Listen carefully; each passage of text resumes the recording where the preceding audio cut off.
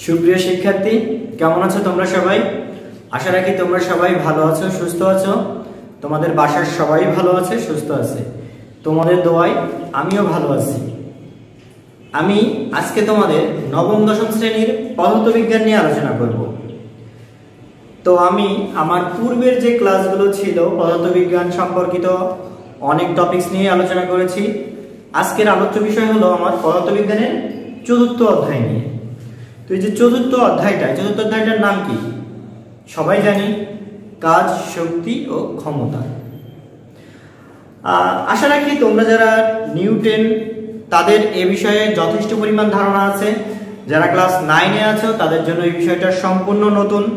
তবে তোমাদের যারা 9-এ আছো তাদের ভয় পাওয়ার কোনো বিষয় নাই, কেননা এই অধ্যায়টা অন্যান্য অধ্যায়ের তুলনায় খুবই ইজি। আশা রাখি আমি তোমাদের সেই ইজি চ্যাপ্টারটা আরো ইজিভাবে বোঝানোর চেষ্টা করব, আর তোমরাও এটা নেওয়ার চেষ্টা করবে। দেখো, এই অধ্যায় থেকে একটা প্রশ্ন এসএসসি পরীক্ষায় এসেই থাকে। যারা এবার এসএসসি পরীক্ষার্থী আছো তাদের তো অবশ্যই এই অধ্যায় থেকে একটা প্রশ্ন আসবেই, ইভেন দুইটাও আসতে পারে। এবং আমি এই অধ্যায় থেকে তোমাদের যারা এসএসসি পরীক্ষার্থী আছো তাদের জন্য সৃজনশীল নিয়ে আলোচনা করেছি। যারা নিউটেনে আছো তাদের এই অধ্যায় সম্পর্কে আলোচনা করার পাশাপাশি এই অধ্যায় সৃজনশীল নিয়ে আলোচনা করছি। যারা এখন 9-এ আছো তাদের জন্য নতুন, আমি সেই 9 রিলেটেড পড়াশোনা নিয়েই কথা বলবো, যেটা ক্লাস 9, 10 এবং এসএসসি পরীক্ষার্থী সবার জন্যই হেল্পফুল হবে। তো দেখো, আমার অধ্যায়টার নাম কি? কাজ, শক্তি, ক্ষমতা। তো এই কথার ভেতরেই লুকিয়ে আছে সবকিছু। কাজ, শক্তি, ক্ষমতা জিনিসটা আসলে কি? যেমন আমি প্রথম যে আলোচ্য বিষয়, আমি কাজ নিয়ে আলোচনা করব। আমার প্রথম আলোচনা বিষয় হলো কাজ। তো বেসিক্যালি এই কাজটা কি জানি? আমরা সবাই জানি কাজটা কি, কারণ যেটা বাংলা দ্বিতীয় ভাষায় ক্রিয়া বলা হয়, বাংলা দ্বিতীয় ভাষায় ক্রিয়া বলি, ইংরেজিতে ভার্ব বলে থাকি, তাই না? যেটার ইংরেজি প্রতিশব্দ কি? কাজের ইংরেজি প্রতিশব্দ আমরা সবাই জানি ওয়ার্ক, কিন্তু যেটা ইংরেজিতে বলা হয় ভার্ব আর বাংলায় বলা হয় ক্রিয়া। এই বিষয়গুলো আমরা সবাই জানি। এখন কথা হচ্ছে, বাংলা দ্বিতীয়র মতো করে আমি ফিজিক্সে কি কাজের সংজ্ঞাটা দিব, অথবা ইংরেজিতে যেটা পড়ছি ভার্ব সেটা দিয়েই কি আমি এখানে কাজের সংজ্ঞাটা সংজ্ঞায়িত করব? কারণ দেখো, বাংলা দ্বিতীয় ভাষায় আমরা কি জেনে থাকি বা কি জানি, যে কোনো কিছু করাকেই বলা হয় ক্রিয়া। আমরা কোনো কিছু করতেছি, যা করতেছি তাই হলো ক্রিয়া। ভার্বটাও ঠিক অন কাইন্ডস অফ সেইটাই, যে ওয়ার্ক ডান, কোনো কিছু করা, সেটাই হলো ভার্ব। কিন্তু ফিজিক্সের ভাষায় এটাকে আমরা কাজ বলবো না। কোনো কিছু করলেই সেটা কাজ হয় না। যেমন দেখো, যদি বলা হয় তুমি এই যে দেওয়ালটা আছে, এই দেওয়ালটাকে ধাক্কাইলা, সারাটা দিন ধাক্কাইলা, তো এর ফলে তোমার প্রচুর এনার্জি লস হলো। মনে করো সকাল থেকে তুমি 3-4 ঘন্টা ধরে এই দেওয়ালটা ধাক্কাইলে কি হবে? তুমি কি এই দেওয়ালটাকে সরাইতে পারবা? এই দেওয়ালটাকে সরানো পসিবল না। তোমার আমার পক্ষে এই দেওয়ালটাকে সরানো পসিবল না। তাহলে এই যে 2-3 ঘন্টা তুমি চেষ্টা করলা, তোমার চেষ্টাটা বৃথা চেষ্টা, এটা কোনরূপ কাজ হলো না। আমরা কাজ তখনই বলবো যখন কোনো বস্তুর উপরে বল প্রয়োগ করলে সরণ ঘটে। আমি কি বলতেছি? কোনো বস্তুর উপরে বল প্রয়োগ করলে যদি সরণ ঘটে তবেই তাকে কাজ বলে। দেখো, এই একটা বস্তু, এর উপরে তুমি ফোর্স দিলা, এর পরিমাণ বল প্রয়োগ করলাম। আমরা জানি এটা হলো ফোর্স।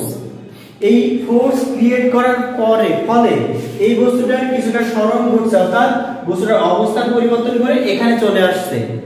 তো এটার কি পরিবর্তন হলো? অবস্থানের পরিবর্তন, এস পরিমাণ সরণ ঘটলো, তখনই আমরা তাকে কাজ বলবো।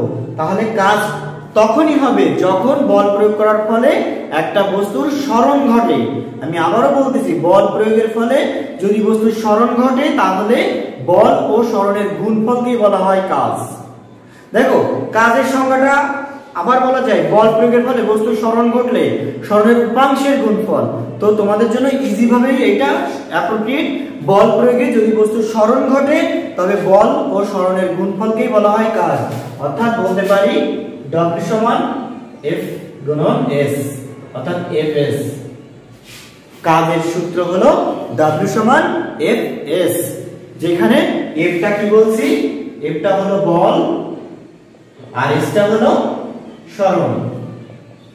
কোন বস্তুর উপরে বল প্রয়োগের ফলে যদি সরণ ঘটে তবেই আমরা তাকে কাজ বলে ডিক্লারেশন দিতে পারবো, আদারওয়াইজ সেটা কাজ হতে পারে না। দেখো কয়েকটা এক্সাম্পল বলি তোমাদেরকে আমি।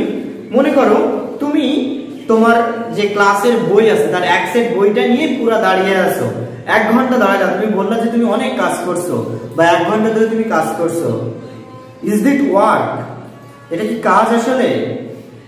অথবা মনে করো যে একটা নৌকা স্রোতে ভেসে যাচ্ছিল, সেই নৌকাটাকে তুমি ধরে রাখলা, স্রোতে ভেসে চলে যাচ্ছিল, তুমি ধরে রাখলা, 1 ঘন্টা ধরে রাখলা, 2 ঘন্টা 3 ঘন্টা ধরে রাখলা, তাহলে এটা কি কাজ? একটা নাইট গার্ড সারা রাত বসে সে বাড়িটা পাহারা দিল এবং এভাবে সারা বছর সারা মাস পাহারা দিল, মাস শেষে সে টাকা পেল, সে তার কাজের জন্য পারিশ্রমিক পেল, সে কি আসলেই কাজ করছে? এই যে 3টা এক্সাম্পল আমি এখানে তোমাদেরকে বললাম, এখন বলতে হবে যে এটা আসলেই কাজ হয়েছে কিনা, এবং কাজ হলে তার ব্যাখ্যাটা দাও আমাকে যে আসলে এটা কাজ। দেখো আমি প্রথমে এক্সাম্পলটা দিয়েছিলাম, তুমি তোমার ক্লাসের এক সেট বই নিয়ে দাঁড়িয়ে আছো, এটা আসলে কোনো কাজ হয় নাই। কারণ কি?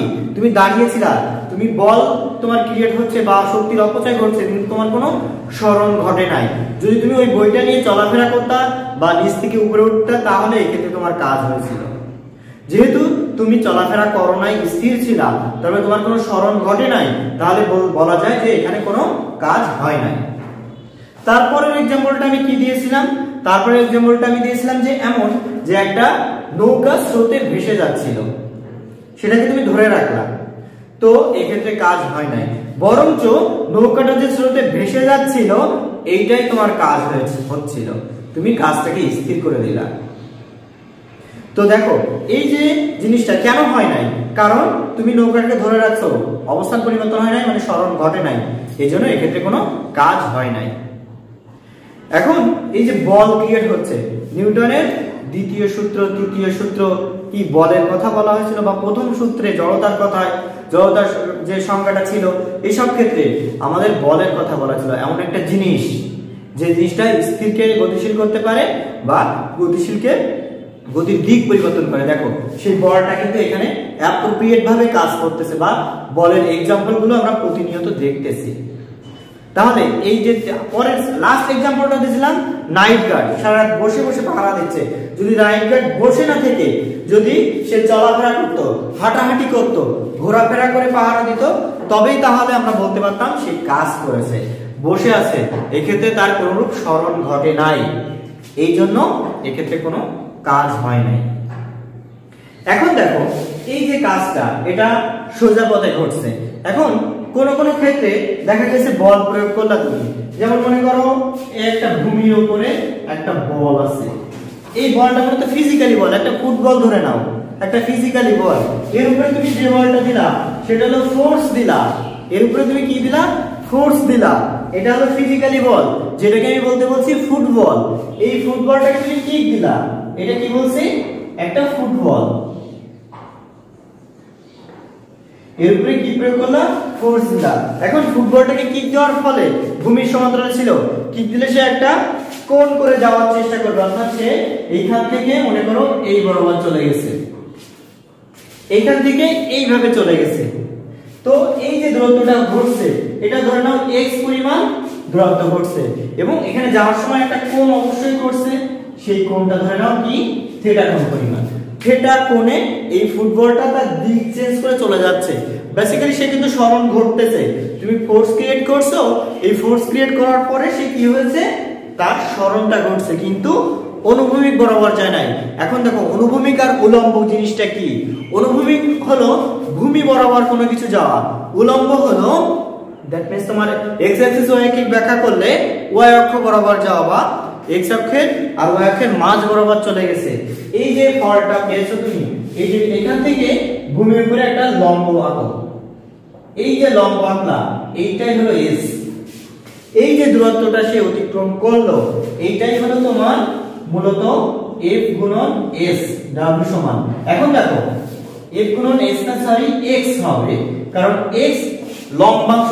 ওই যে বললাম উপাংশ, উপাংশ জিনিসটা আসলে কি? উপযোগ অংশ। উপাংশ কি বলতেছি? উপযোগ অংশ। যাওয়ার কথা ছিল যে তার উপদিকে চলে গেছে, যে তার যে অংশটা হয়েছে সেইটা। এখন এই x টা মূলত কি দেখো, এইখানে একটা সমকোণী ত্রিভুজ হয়ে গেছে এটা, যদি এখানে লম্ব টানা হয়েছে, সেই লম্ব টানার ফলে এটা একটা সমকোণী ত্রিভুজ হয়ে গেছে। তো এইটা সমকোণ, এই সমকোণের বিপরীতে যেটা আছে সেটাকে কি জানি আমরা? অতিভুজ জানি, এটা ম্যাথমেটিক্যাল টার্মে। তো এইটা হলো ভূমি, ভূমিটাকে s ধরে নেওয়া হয়েছে। এটা হলো অতিভুজ, যেটাকে আমি x ধরছি। তাহলে ভূমি অতিভুজ দেওয়া আছে, মধ্যবর্তী কোণ কত? থিটা। এই থিটা হচ্ছে ভূমি অতিভুজ থাকে কি হয় জানি আমরা? আমরা জানি cos থিটা হয়ে থাকে। তাহলে এই ক্ষেত্রে হয় cos থিটা সমান কি? ভূমি বাই অতিভুজ, অর্থাৎ s বাই x। অতএব এখান থেকে x সমান কি হয়? s cos থিটা হয়ে গেল না? এই যে সেই মানটা এখানে বসায় দাও। তাহলে অতএব বলা যায় w সমান f s cos থিটা। তাহলে কাজের সূত্র আমি আগে একটা দেখছি, এই যে একটা w সমান fs, আর এখন একটা দেখলাম যেটা কি w সমান fs cos থিটা। এখন কথা হচ্ছে কখন কোন সূত্রটা ইউজ করব। আমি w সমান fs নরমালি বল প্রয়োগ করলে, সরণ ঘটলে, তখন আমরা নরমালি এই সূত্রটা ইউজ করব।